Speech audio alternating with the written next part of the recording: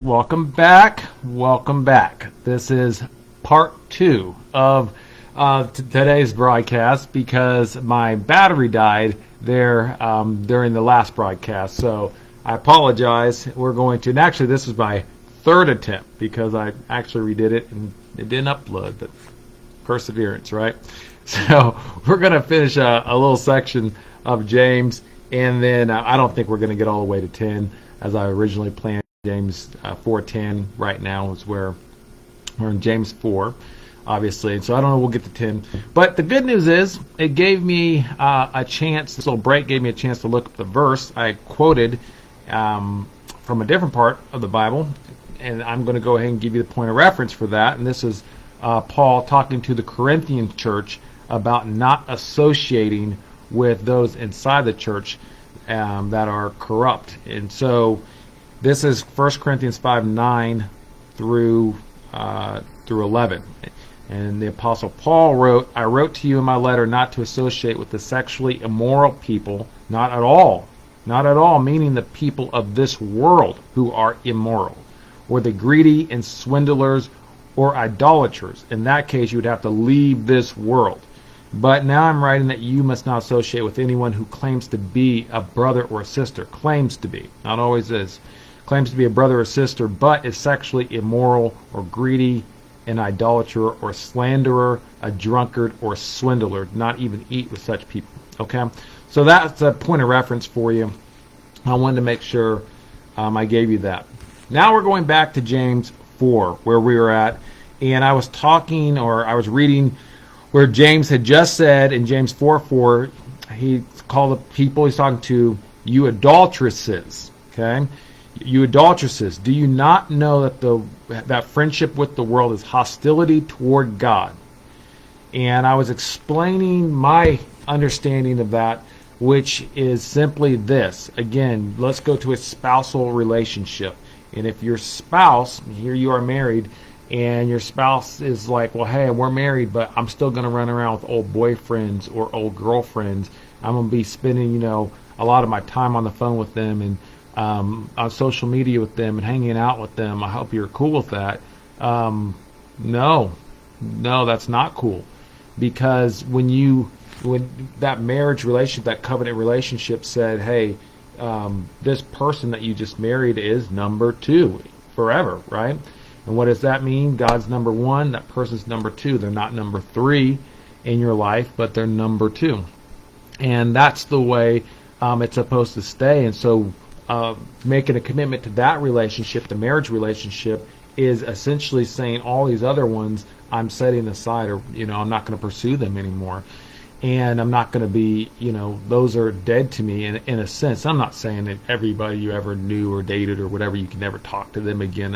I mean, don't take it to the extreme of what I'm not saying, but what I am saying is, there's you're not going to be spending a bunch of more time with those people and talking with those people than your spouse. Now, sometimes there is times where those relationships have to be entirely cut off, and it's the same thing that God is talking about in this passage. Those things are tempting. They want to tempt you back into a life with them. They want to tempt you back into intimacy with them. They want to tempt you back.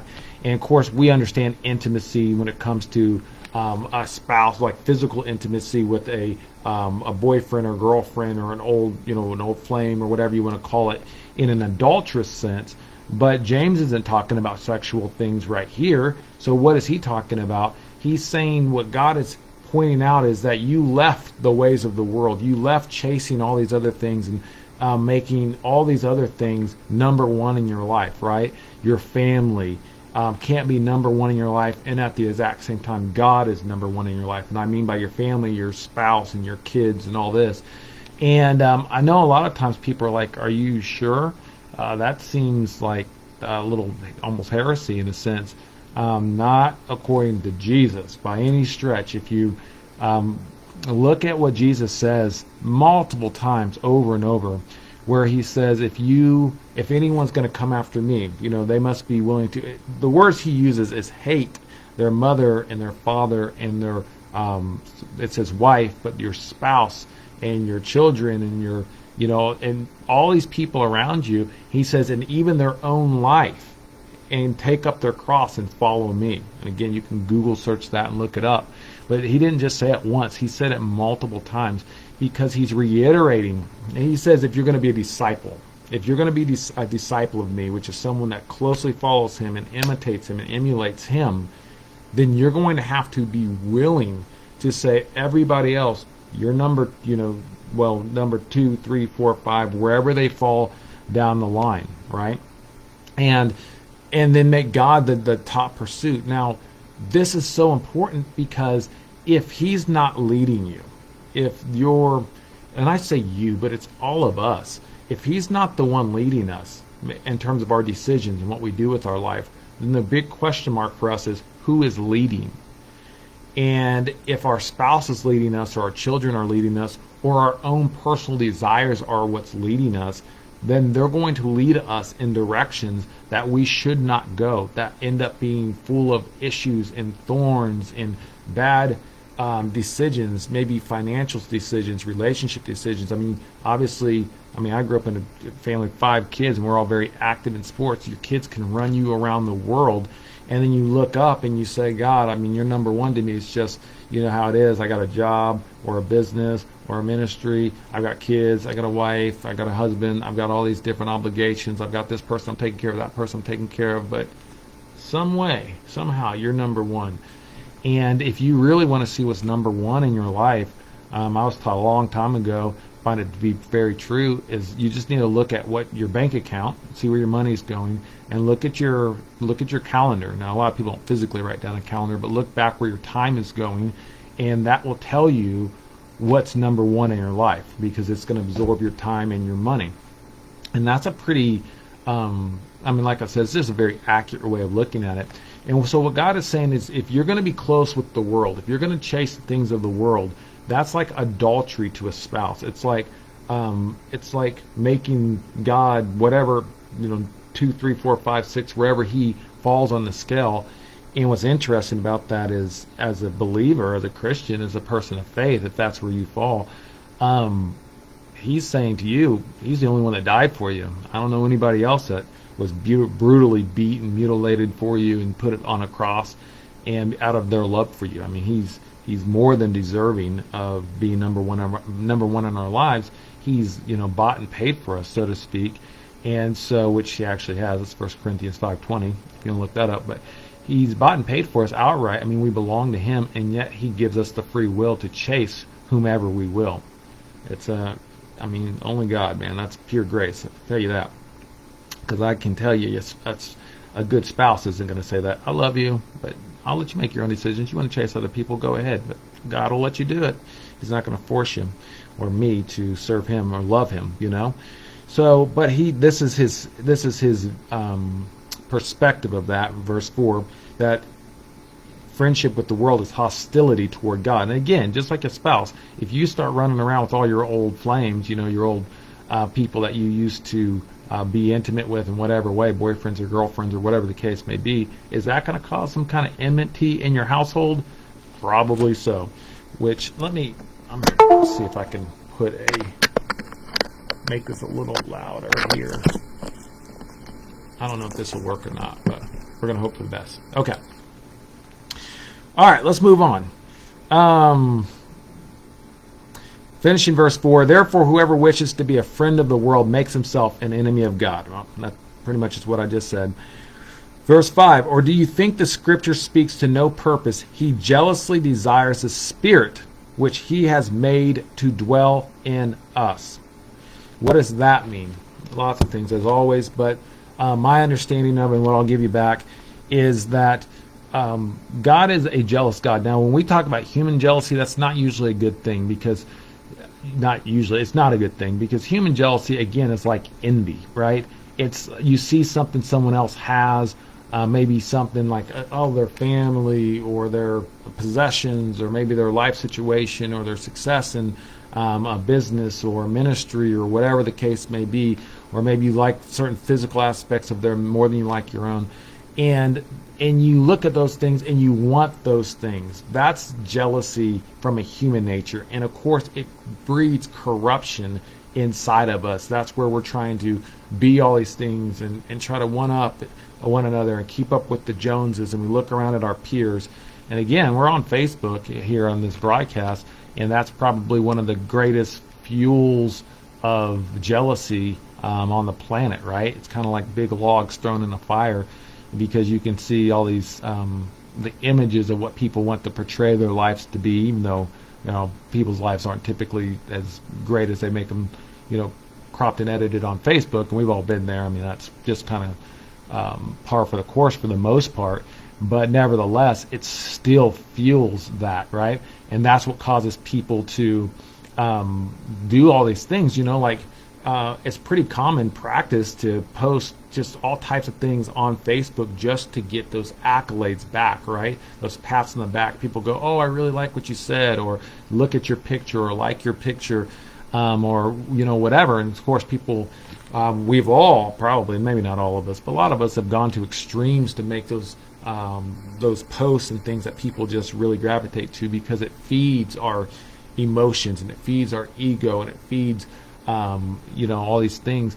And that's kind of the problems with jealousy. And honestly, it makes you very easy to manipulate. And why do I say that? Because if you're the type of person that responds to compliments, then I remember I used to get recruited all the time for different things, jobs and things like that, and different businesses and opportunities. And I'm not saying they were bad, but I was being very often recruited for them. And those people are jealous. They're zealous for you, but they're zealous for you because they want you to benefit them. In other words, I want you to join my organization, whether it be a business, a job scenario, or a ministry, because if you'll join, it will benefit me. I will create income off for you, or you'll help my organization do better, or whatever. And this is very, very normal. Well, if you're a person that's susceptible to compliments and these type of things, that's what they'll do. They'll build you up. Oh, you're so great. You got such great skills. Yeah, I like your personality. You're so pretty. You're so handsome. You're so this. You're so that.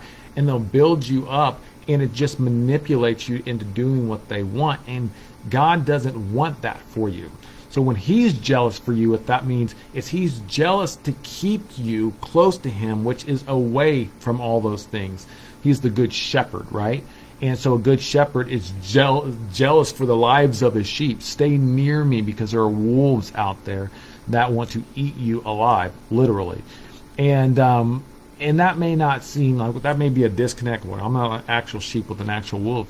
What a wolf eating you alive looks like, sometimes it's just a bad relationship, where people, they snag you with different aspects or attributes of themselves. Maybe they're good looking, or maybe their finances or whatever, or maybe again they woo you from one job to the next because they promise you more pay, and they tell you you got great skills or business opportunities or whatever the case may be. The world is chock full. This is how the world works. It's chock full of this. And so God wants to spare you from these things, because how many times have we gone and chased something, and then it proved to, instead of us catching it, it catches us, right? And it catches us off guard, and we're miserable, or more is expected of us than we thought, or we're taken advantage of in so many different ways, or whatever. And so this is what God is doing. He's saying, I don't want you to love and chase the world and be friends with the world, because ultimately the world is going to chew you up and spit you out. That's what the world does. Even if they build you up and they give you success and they give you money and so on, ultimately there's not peace. There's not true, real peace. And if you're interested in true, real peace, and what is real peace? To me, peace is not the absence of something. It's the presence of something. And what I mean by that is the world's version of peace. It's almost like if there's no conflict, then you're at peace. It's like a temporary break from all the other issues that are going on out there. It's like, okay, things are good. There's a calm, and so you're at peace. But the problem is conflict's always coming. And so that peace is snatched from you as soon as, something comes up, or something's out of your control, or whatever the case may be. That's not good.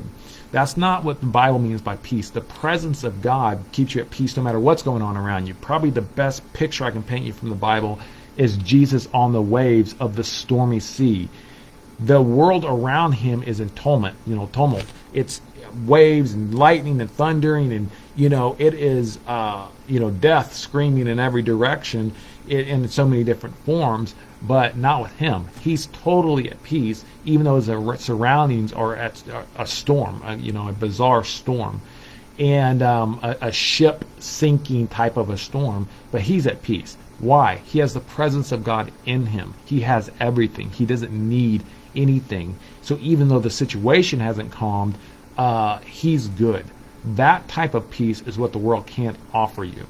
That type of peace is you're still responsible for, you're still handling what's going on by the help and grace of God, but it's not getting to you. And so just kind of maybe describing that a little so you understand the difference and understand why God is so jealous for you, why he's constantly pulling on you and having people reach out to you or being in ministry opportunities, or even while you're on broadcasts like this, something he would want you to hear, just because it's based on his word, and he's always calling out to us. And so through people and through his word and things like that. So let's keep going forward. He says he intentionally, that verse I just read, he said he jealously desires the Spirit which he's made to dwell in us. Now, some versions of the Bible capitalize that word Spirit, like the Holy Spirit he's made to dwell in us. He wants that. It's kind of like a big loop. The Holy Spirit and him, it's like kind of looping through us like a unbroken loop. I don't know. I'll have to maybe think of a better way of describing that. But also, he put our spirit in us. We're not a body, right? Again, we're a spirit with a body. And inside of us, he wants the communion with our spirit. He doesn't just want us to physically show up at church, check a box, walk out. Physically show up in front of a Bible, read it, walk away. He doesn't want just this physical, okay, you've got my time for X amount of time throughout every day or in every week, and let me check the box. Again, how would you like a relationship with someone like that? That's like an employee that works for you that doesn't care about you. They're just there for the paycheck or whatever. They're obligated to be there. He wants our spirit. He wants us to love him heart and soul, to chase after him because we love him. And we could do other things, but we prefer him. That doesn't happen overnight. Like I said before in one of the last broadcasts, just like a spousal relationship, before you marry that person, you just have to get to know them and meet them, and there's momentum build, and the more time that's there, where the relationship is built, the stronger it can be, deeper the roots go, and things of that nature. Well, the same is true with God, but that's what he wants. He wants us to pursue him because we desire to know him better. And so that's a couple of different ways of looking at it. But verse 6, which is where we're going to end, says, we're not going to actually go through this, but verse 6 says, but he gives a greater grace. Therefore it says, God is opposed to the proud, but he gives grace to the humble. So the next time I plan on picking up on verse 6, but you can give that some thought. What does that mean to you, just off the top of your head, or as you dwell on it maybe? What does it mean that God gives grace to the proud? And he opposes the proud but gives grace to the humble. A great thing to start off with is, how do you define grace? What's the definition of grace? Because it sounds good. It sounds like something you would want, and you and I would want in our lives, and we do. So we'll pick up there next time, but I wanted to make sure I at least finished this time, since it got cut off in the last broadcast. And once again, I would refer you over to the FHL Initiative YouTube channel, and tell you to jump in there and search around and find some stuff that will strengthen your heart and your soul and build your faith up, and get in the Bible for yourself. And not just, again, when I recommend reading the Bible, I don't mean just the paper and the pages and the words like a history book. The way I read the Bible is it's like a cell phone. You open the book and say, hey God, let's talk. Teach me, and and discuss. Lord, what does this mean? What does this mean? I have no idea what this means. Help me out. Help me understand these things. And you should be walking away with revelation. Even if you read one verse all day and you just think about, dwell on that verse, it's better than reading a chapter and not even remember anything what you got out of it or anything like that. So take your time with this stuff, man. There's no race. So anyway, I hope that's a blessing to you. I'm going to trust God that it is, and we'll see you on the next one. Love you guys. Bye.